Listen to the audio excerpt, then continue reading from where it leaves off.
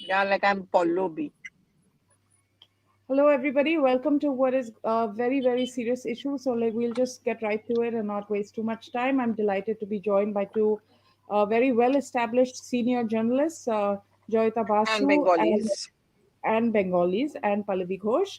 And just wanted to discuss what's happening in Sandeshkhali. And I'm going to go straight over to Joyeeta. And Joyeeta, just give us a little backgrounder on exactly where this uh, place is located and what are the dynamics at play here. Well, it is somewhere in, not 24 Parganas district. This thing is somewhere near, and it is not exactly a very rural area. It is some kind of semi urban area, you can call it. And but the only thing is, like it happens in Bengal, these are the places, there are these territories that are under the control of certain Musclemen. Now, these people have been delivering votes to first the left front and now to the Trinamool Congress. And what they do is that it is some kind of, to an extent, I would say, what happens in these areas is you see the quote unquote, the so called governance has been kind of handed over to these people. These are their turfs, so they can get away by doing anything as long as they are delivering the votes. What is happening in Sandeshkhali is basically, you can say that, I mean, I think this is ground level evidence of the fact that Mamata has lost control of large parts of Bengal to the cadre who were, I mean, these people, they are very party neutral. Once upon a time, they were with the left, and now they have shifted to the TMC. And as long as they can run their corrupt empires, these, I mean, the local administration listens to them, the police, they listen to them, and a lot of influx has been taking place. So this area is, frankly speaking, a very tough uh, area for, I would say, in terms of the government to have its own run its own writ. And I don't know, I mean, Pallavi may disagree, it's up the thing is, but at the same time, when we are looking at a place like Sandeshkhali, do your viewers know what exactly happened, or do I have to tell them about that as well? If we could get like a primer from you, because there's so much that Yeah. is going on in the news and there are denials.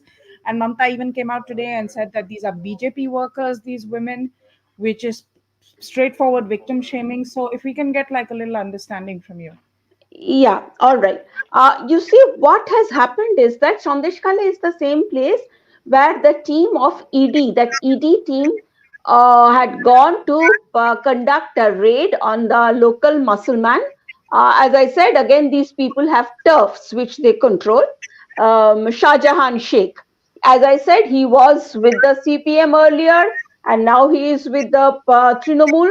Now, what has happened is that ED team, where they were physically brutalized by his people. He has been absconding since then, and after a while, I mean, as we saw last week, these women, they came out and with claims which are really shocking. Things like, that women are being picked up by Shah Jahan and Shah Jahan Sheikh's people to basically pleasure their bosses, and they are being locked up in the party offices for a night or two. They are being locked up, and they are kind of being threatened. I mean, these were the claims that are being made by the women of Sandeshkhali, who had kind of come out and talked about the kind of torture these women have been undergoing, and their I mean, in terms of, so for example, their muscle men and their wounds, they have been coming hunting from house to house looking for young and pretty women, and they were being picked up and being sent to the party office, local party office, and they, as I said, they were being locked up over there. I mean, these are the things that they have talked about, and some of them, as a result, what happens is that their families are falling apart. Some of them have not been taken back by their husbands, and so it's basically a very medieval feudal kind of a setup that they have talked about. But now what has happened, the police is saying that no such case has taken place. that there have been allegations of, in terms of allegations of, what do I say, torture, maybe I mean, basically anything but rape. That is what they are talking about, the police. Now, the Women's Commission also has gone there. Now, what has happened over there is that after going there, the State Women's Commission, they said that we have talked to some of the victims, but we are waiting. We have to verify the allegations, and we are waiting for the police to give us a report. Now, the National Women's Commission, they are saying that the victims have talked to them, and they are saying that the police is intimidating them, and they're refusing to register a report. These victims, they have told the National Commission for Women that we are being asked to provide report to prove that we have been raped. And the thing is, you see, these incidents have been going on for years. At least they are saying around How long? 2021. 2021 onwards, so that you are Yeah, looking at 3 years of this abuse. the 2021, they are saying, the women are saying they had written to Mamata Banerjee around 2021. I mean, the villagers, they are saying that we had written to Mamata Banerjee. Nothing has happened. The thing is that it could have been even much earlier. Contradictory claims are coming about this, but this has been going, at least, like, as some Delhi media outlets have been talking about, this is more like a systemic abuse, systemic sexual violence. That is what it is. Now, the whole point is that now it seems, because the police is denying that anything like this has taken place. Mamata Banerjee is saying something like, it is all these are people, I mean, the RSS is active over there. So we don't really have the real story of what is going on. But the fact of the matter is that a week back, these women came out. There are many women who came out and they said this in public. Joyita, if you can just tell us, these are very poor women. They're from scheduled Yes. castes, scheduled tribes, extremely marginalized, and really victimized and now sexually exploited by the state. That's essentially what the complaint is. Yes. And it is, you see, uh, if these claims, I mean, one will have to believe the victims in this case, because no woman will come out and say, but falsely say that they have been raped. The thing is, so if we are looking at it from that situation, it is not exploitation, it is a crime. Because you see, as I have just written, in fact yesterday only I have written, now this is something of a, I mean, it may seem like an exaggeration of what I'm going to say, but to me that is how it comes across. As ISIS, they used to keep sex slaves. Okay, and this is a similar situation. Now, the thing is that if a war was going on, anything like this happening to women, a large group of women, we are talking about, they are saying hundreds. Okay, if that would have been construed as a war crime, a crime towards humanity. Now, why are we trying to normalize a situation like this by saying, it is much more than exploitation? It is about dehumanizing women. It is about destroying their lives, their families. So this is a very serious situation. I don't think, something so medieval has ever been heard in India in the recent past. Pallavi, what are you hearing? I mean, you are in contact with politicians from across party lines. What is the response that you are getting from different parties on this particular issue? See, as far as the BJP is concerned, I mean, they are certainly going to be making the point, and they already are making the point that this is yet another example of how there's been a complete breakdown of law and order in the state, and government is once again in a denial mode. Remember when that post-poll violence happened? Every time there was a clarification coming in from the state government, the BJP would hit back by saying that they are always in a denial mode. But for the BJP, the entire fulcrum on the campaign has been that you start attacking the Hindi heartland belt states like UP and Bihar, and you call them lawless. But what about Bengal? Because no one even wants to believe that a Bengali can be so corrupt or they can be so violent. And if you notice in the last few days at Veta and Joyeeta, you'll be noticing a lot of tweets have been coming in from the Trinamool Congress talking about, we've given Rajya Sabha tickets to a large number of women. This is what Women Power is concerned. India's only woman chief minister. This timing of what is happening in Sandeshkhali is bad in terms of optics for them. But I think as long as the Shah Jahan Sheikh is absconding, it's going to make it even worse for Mamata Banerjee. I think the first thing that needs to be done, and indeed if he's a TMC worker, someone whom the top brass have been well connected with, somehow they'll have to ensure that Shah Jahan Sheikh is caught. Because, there are always going to be two versions, the BJP version and the Mamata Banerjee government version. And it's not our job to take sides, I guess. So, we are not going to pass a judgment on who's right and who's wrong. We're just going on facts. A lot will depend on Shah Jahan Sheikh. And if really Mamata Banerjee wants to walk the talk, I think the first thing that really has to happen is at least the law enforcement agencies in Bengal somehow have to ensure that Shah Jahan Sheikh surfaces. Lots of people are speaking out because they don't have that so-called fear of Shah Jahan Sheikh.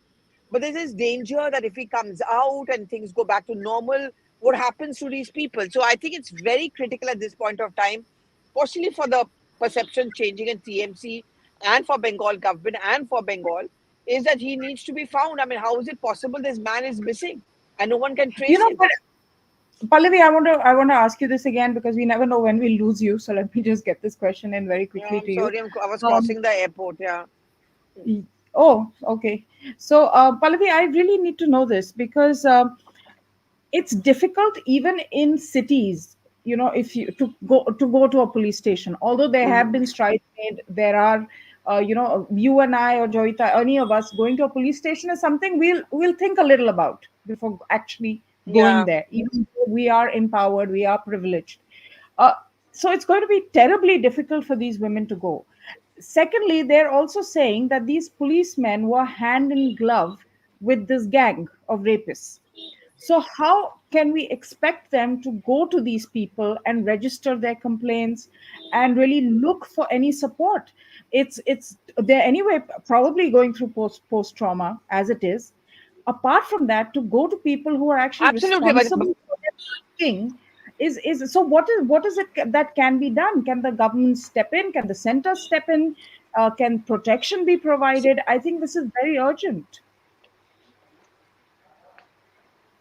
And I think it's moving towards the center stepping in. But again, there's a problem there. I mean, it's going to be a center will be accused of interfering with federalism, with the federal structure, and how it's all become a very political issue. It's very unfortunate. I'm only not going to talk about Bengal. But Adwaita, you also know, I mean, you are deeply connected with work in UP, and you saw that case would happen in Uttarakhand as well, where you were very upset and agitated about, and rightfully so. It's a very difficult situation. I mean, if the center steps in, then the state government, to a very great extent, will of course naturally feel that, look, why is the center interfering in what is law and order and our issue? But how do it's very easy for people like all of us to go to a police station. We are actually entitled, we are lucky. We can, always go to the media, we can go on the social media. But, in any state, and in Bengal, I mean, Sandeshkhali, how many people even know where it is? It's so difficult to go there. It's like an island. You have to go by boat.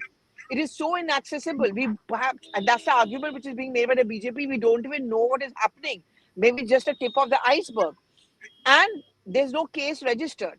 So then, what the state government is saying is that there's no there's no case registered. So where is the crime? Where is the rape which has taken place?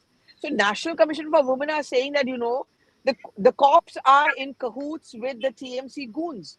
And the politicization of the police force is not unique only to Bengal. It's something which is happening in most of the states.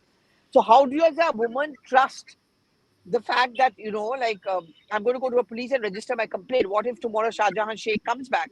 And the second thing is, as Joyeeta was pointing out, there are many cases where these women's family are not taking them back. Unfortunately, in the country, rape is still a stigma where the woman is blamed more than the man. And many of them will not be able to go back home. They have daughters, they have children.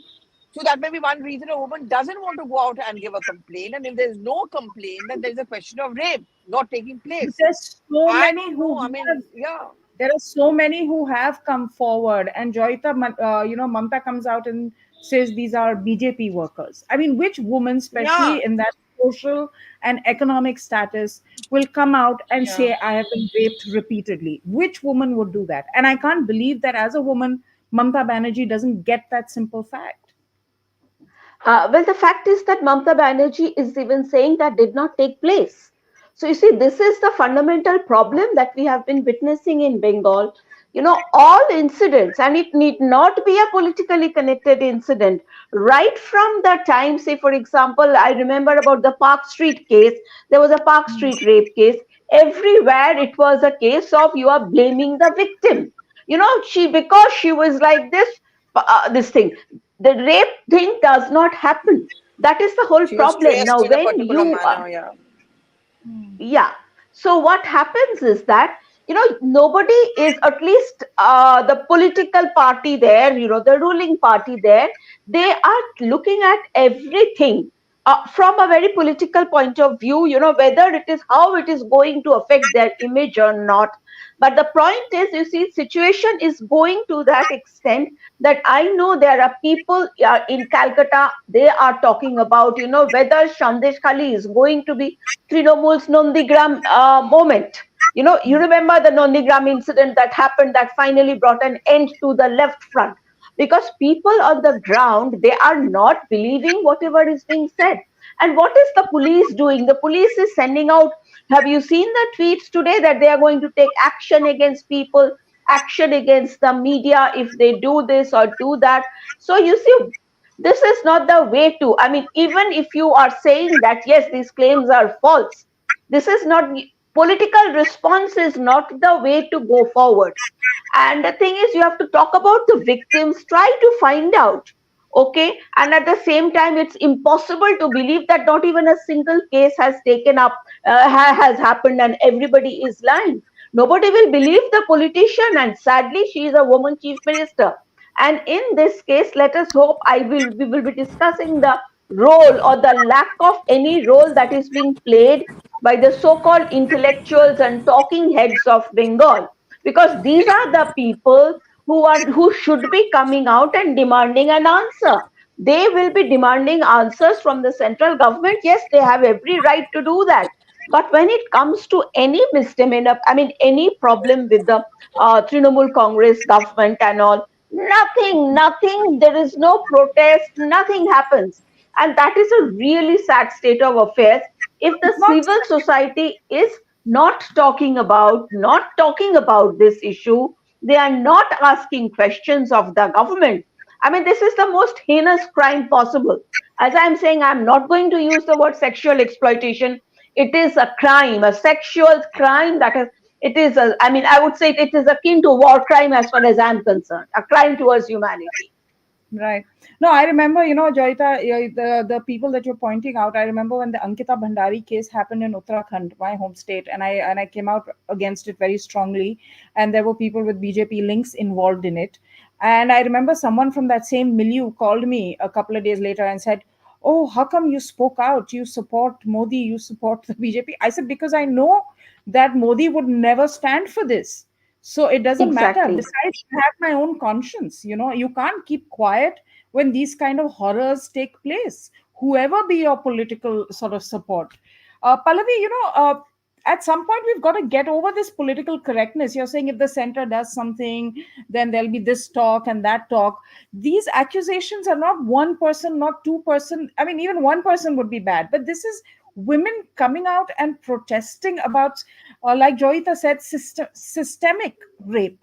And that is something that has to be taken in hand, whether it means overruling the state government or what have you. And the state government, if there have been no rapes, should have no issue in letting the authorities in and a proper kind of investigation to take place to determine the facts.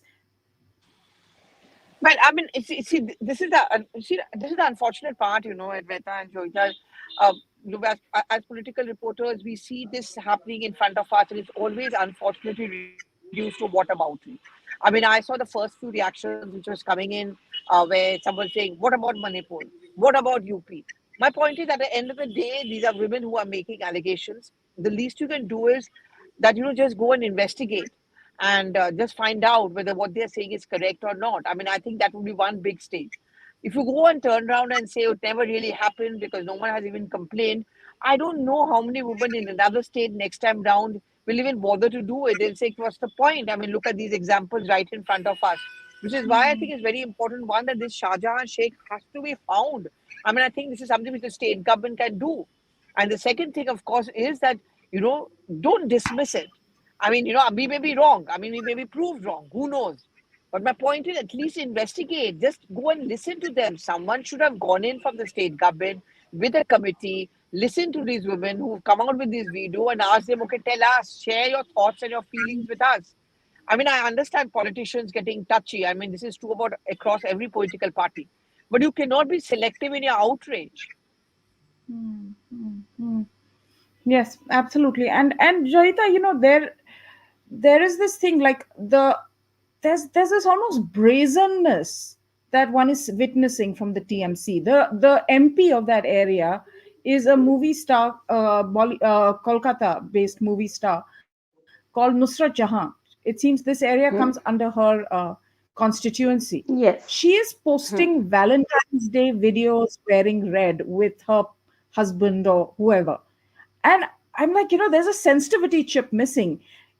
Okay, even if we go by what you're saying and these are not true allegations, etc., etc., uh, they're still arising in your constituency. There are women out on the streets with lathis and ready to now do whatever it takes to protect themselves, and you're posting Valentine's Day videos.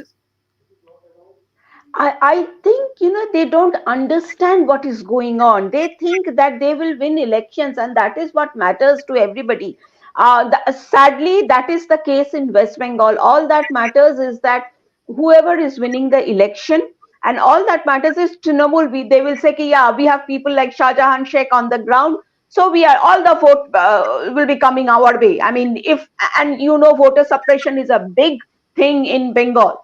So as a result of which, you see, that happens. Areas like Sandeshkhali, it's everywhere. That is why they need the Shah Jahan Sheikhs over there.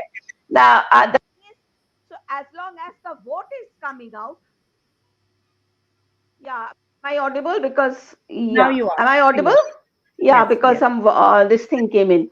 Okay, Hmm. now as long as the vote is coming in, so it does not matter to them what the people are thinking, but what they are not realizing is that this is having an impact on the psyche of the people. You see, what is happening in Bengal is that people are going silent. People are not talking about anything. But the only problem is there anger? Of course, there is anger. If Mamata Banerjee had taken this seriously and had actually gone there and talked to the women over there who have come out with such, Yes. such charges, that would have actually boosted her image instead of Absolutely. what the instead of the impression that she is giving now is that they're trying to cover it up. Okay, and the worst part is no one, anyone neutral, no one is believing the TMC side of the story. If you go to different WhatsApp groups where there are lots of Bengalis, all the people, or maybe people who are close to the TMC, they have started flooding the WhatsApp groups with messages about how these women are liars, how these women are this, and how these women are that. So the whole point is that, but no one is buying it. So Yes, by yes. not tackling the issue, because you see nowadays this is the age of social media, and of course the television is also there about it. No, if people are not just, even Bengali channels have started talking about it. So how long will these civil society in Bengal? How long do they think will they keep quiet and people will buy their argument? So I think the approach that Mamata Banerjee has taken to this case is completely wrong. But then, can she, what is she going to choose? Is she going to choose the people, or is she going to choose Shah Jahan Sheikh? Yeah. That is the conflict here. And what is the hold that Shah Jahan Sheikh has? Pallavi, in her opening comments, Joyita said that there are swathes of land which are not in her control, and you don't have to be in Bengal, or you don't have to be a journalist to get to understand that, because even if you give her the benefit of doubt, it's still a terrible scenario that she's not able to catch this man and summon him and make him stand in front of her and say that what the hell has been going on. I mean, where is her power as a woman in charge of this state? He should be coming to her on his knees. Yeah, is that to me? I think it was to Pallavi, but Pallavi, we can't hear her. So she may need to come back. Joyita, please go ahead. I think she's speaking, or okay. Speaking, but Anyway, we can't no, hear but her. Yeah. I'll message her. You go you ahead. I'll message. Okay, I'll tell you the thing about Bengal is that Bengal is a state which does not offer any opportunities. Bengal is a state that does not have any employment. You see, so and there are these people who have carved out their little tiny, not tiny. Some of them are pretty large. They're fiefdoms. What they do over there is that is, they indulge in all sorts of corrupt activities, and because of that, after that, that is their source of income. I mean, there are people, say for example, in Malda, near the border areas, and all these are primarily happening near the border. So there are these border areas, all these people are kind of taking advantage of the fact, they're involved in all sorts of illegal activities, criminal activities, everything from smuggling to I mean, it is said that some of them are even involved in fake currency printing. So, and all these are Muslims, all these are gundas, and they were all left front gundas, and they have a control primarily over a particular, a religious demographic. I don't want to talk about it. So, as a result of it, what happens? These people, they ensure they vote for a particular, their the areas they control, they vote for whichever government is in power. As I said, it has happened at the time of the left, it is happening with the Trinamool. Now what happens is, you see, and when Mamta first came to power in 2011, you see, all these areas were under the control of these left goons. Now she needed her own set of goons to uproot them and to basically control the turf. Over a period of time, even the minority community has started saying, over a period of time, she lost control of these goons. Okay, as her writ does not run in these areas. And what we are seeing is that it is that Frankenstein monster who and this is not, there's not one Shah Jahan Sheikh, there are several other people like this, and it all depends on what kind of activities they are indulging in. So the corruption part is a fact of life. Corruption, land grab, these are all facts of life. But at the same time, and with this particular, in this particular case, this gender violence has also been added to it. But so once you start going from area to area, only then you will know what is happening where. This has come out. We don't know what else is happening elsewhere. Pallavi, are you back? Can you hear us? I think she's frozen. Joyita, it's actually really frightening if you think about it. This is a border state, and Yes. as reports are coming in, and what you've just said also is that there are places, large areas, in fact, where the chief minister's writ just doesn't work. Should we be worried from a national security point of view as well? Advaita, if you talk to intelligence people, if you talk to people who know, they say that Bengal is sitting on a powder keg. And I'm saying it with all seriousness. You see, Bengal is, you see, the thing is, when you go to Calcutta, you talk to your friends and all, a large number, I mean, a whole lot of people who are your friends and people you have grown up with and all, they have been quote unquote secular. Okay, people who had voted for the left, they got fed up, they have voted for the Trinamool. Many of them cannot even think about ever voting for the BJP. Now, when they start talking about one particular issue and nothing else but one issue, you wonder what is going on. Number one, they start talking about the radicalization of the rural, a section of the rural population.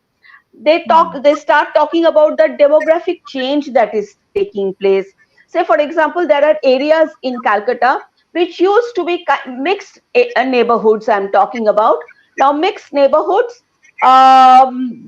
They have changed into 70-30. 70 going to the minority, the minority has become the majority over there. 30 is the majority population. So what is happening is that the majority population, they are shifting out of these areas. I'm talking about Calcutta. They are saying, I mean, I know of people who have got 3-floor mansions over there and all. They are thinking in terms of, they're not feeling safe anymore. So, and this is the Park Circus area, that side, I mean, towards, I mean, the minute I say Park Circus, and the people will know what I'm talking about. So the thing is, you see, the kind of muscle power that is on display over there, that is scary. Okay, and I have been told of incidents that even if a policeman gets assaulted over there, there will not be even an FIR registered, Are or any action taken. you talking about Kolkata now, or are you talking about I'm talking about Kolkata. I'm talking about Kolkata. shooting? But I'm talking about Kolkata. These are the areas in Calcutta where the majority population, they are shifting out of these areas. Okay, radicalization is happening at the ground level, on particularly in the rural areas. Kolkata is being affected. If you go to Calcutta now, as someone who has grown up in Calcutta all my life before I shifted to Delhi, the fact is, you see, it is visible. The change is visible. I mean, certain areas, I mean, it sounds bad, but say in South Calcutta, you never saw a particular, I mean, the demographic changing over there, but it's changing over there. So you get hmm, my point, what is going on. So, and hmm. I'm not saying that these people are bad or anything like that. No, I'm not saying that. But there is a section in that population, and it is problematic. It is problematic. Yeah, I think these are uncomfortable things to say and discuss. Uh, Exactly. but when is faced with a situation like that, it's important to know that this is what is also happening on the ground. That there is this shift in attitudes, in comfort levels, and there needs to be intervention before it gets worse, because these are things that are talked about in whispers. A lot of times it gets to a point where there's no turning back, or where like you said, things just explode, and then the kind of the divisions then really sink in. So I think one has to look at these kind of discussions from the prism of saying, let's talk about this, let's have some sort of coming together and meeting of minds, otherwise we're heading into a very difficult situation. And I think that's the spirit in which we have to view this. Coming back to Sandesh Khali, what do you think is going to lie ahead now? What are the plausible things that can be done to help these women, given that the police is rightfully they don't trust at this point of time, not their local police at least, and the chief minister seems to be digging her head in the sand. And like you said, I wish she had gone there. Mamta Banerjee is someone I've admired for the way she's taken on the left, and I would think that she would have the courage to go out there and sit with these women and figure out what the issue is and who's responsible, and really summon that creep who everyone is naming. Absolutely. You see, the center cannot do anything over here. I mean, it cannot possibly, so close to election, it cannot possibly have a president's rule over there. It does not work like that. And because it's a hugely political matter, the only person who can at least apply some balm to the situation is Mamta Banerjee and no one else. That is why she needs to wake up to what is happening over there. And she will be, as I said, people will appreciate if she actually admits that, yes, my people have done this, I'm going to get rid of them. But the whole question is that, what kind of a hold do these people have on her? I think that is the main question here. Why is she not talking out? Why is she not speaking up? Why is she making it, this is a political issue. This is about these people coming in, this is about RSS, BJP, women. Everything is a lie. No, it does not work like that. Think of something like that happening in a BJP ruled state. And the chief minister of that state not Yeah, going there, not saying, think, would any really chief minister of any BJP or even Congress ruled state would have dared to say something like this, that nothing happened, everybody is lying? and this is the thing, even the Wire is reporting on this. Yes, it, I you know. know that's how how kind of extreme the situation is, that people are tossing aside whatever politics they favor, and saying that this has to be spoken about. There's something that needs to be done. And then you're doing these kind of symbolic things of posing with privileged women getting into the Rajya Sabha. You know, I mean, it's just she's just getting it so wrong right now. If anyone has her ear, tell her, go there, talk to them. Your Didi in that state. That's a familiar link. Absolutely. You shouldn't be sitting Absolutely. and congratulating people who you've nominated to the Rajya Sabha. Those are not the women who need you. The women who need you are in your state, in that hellhole of which they're trying to crawl out. I think the problem is that she is more interested in impressing Delhi journalists and Delhi media circles with English speaking women who will be, and that's a particular image. Because you see, Trinamool is a very grassroots party.